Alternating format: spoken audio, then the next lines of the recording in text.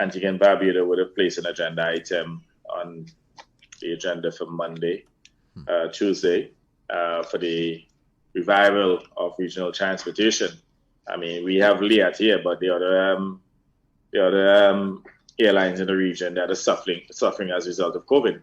I believe that CAL would have actually turned a loss of about $25 million US, and they have come in for some criticisms, and there's some who are saying that Jamaica should not be part of the arrangement and so on.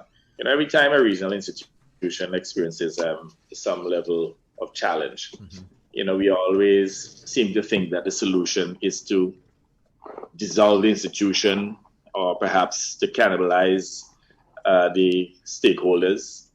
I mean, we have to understand that we will be faced with challenges from time to time, and these challenges should be dealt with head on. But we must work in lockstep with each other to preserve our institutions. Not that the first challenge that we try to destroy or to liquidate these institutions. I mean, sustaining these regional institutions is very important for the advancement of the people of the region. So Antigua and Barbuda will speak to that issue. Within that issue of reviving regional transportation, we'll be recommending that all Caribbean countries commit to cutting their airport taxes in order to increase the demand for regional travel. There will be a paper, hopefully to be presented within the next 14 days by the Caribbean Development Bank to advise the various countries on a package of incentives and other measures in order to increase the demand for travel within the region, and obviously to provide some level of business for these airlines. And again, this idea about post-COVID. Question is, when are we going to be in a post-COVID era?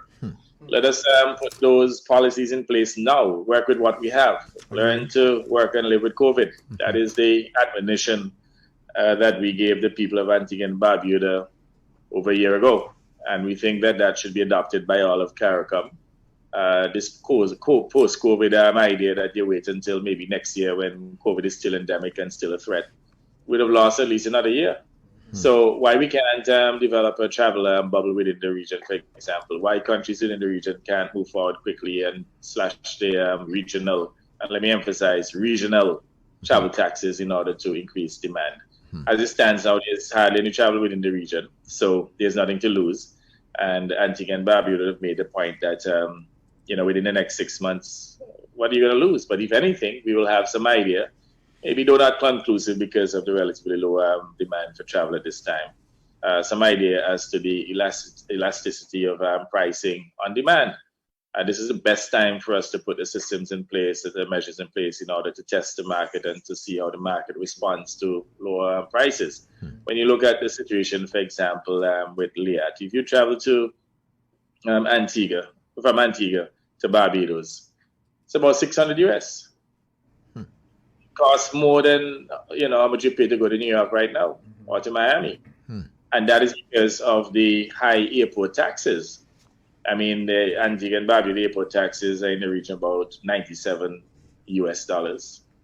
And we are saying that we should be able to reduce them at this time. Now, some of these airports in the region, including Antigua and Barbuda's airport, the airport authorities within the region, I know that they do have loans, but most of these loans are at a standstill right now, and the creditors must understand that ultimately the rates will be set in such a way that there will be no reduction in the gross amount of business that we would have done. So, it's just set it at a rate in which you do not ultimately lose any revenue. And that is why we've asked CBD to do the study to advise us as to what percentage that we can sustain if it's 25 or 25% cut, a 40 or 50% cut. In the case of Antigua and Barbuda, we have decided to provide some leadership on this issue, and we have decided to cut our taxes by 50%, or airport taxes by 50% for regional travel. Now, admittedly, whereas we have put the systems in place, we would have also filed the necessary statutory instruments and so on and published them. My understanding is that the IATA, requires perhaps an additional 2 weeks before they can actually make the adjustments to their system. So, in as much as I'd said that we wanted to get the reduction in taxes implemented this week, we have a hurdle to overcome in that we have to, wait an IAT to make the adjustment before it becomes operational or effective. But in any case, there's a commitment already, and the Antigua and Barbuda regional airport taxes will be reduced by 50%. So again, this is a very serious issue. We also think too that the hotel sector should be working in conjunction with the airlines to even offer special incentives for Caribbean people to travel. So, for example,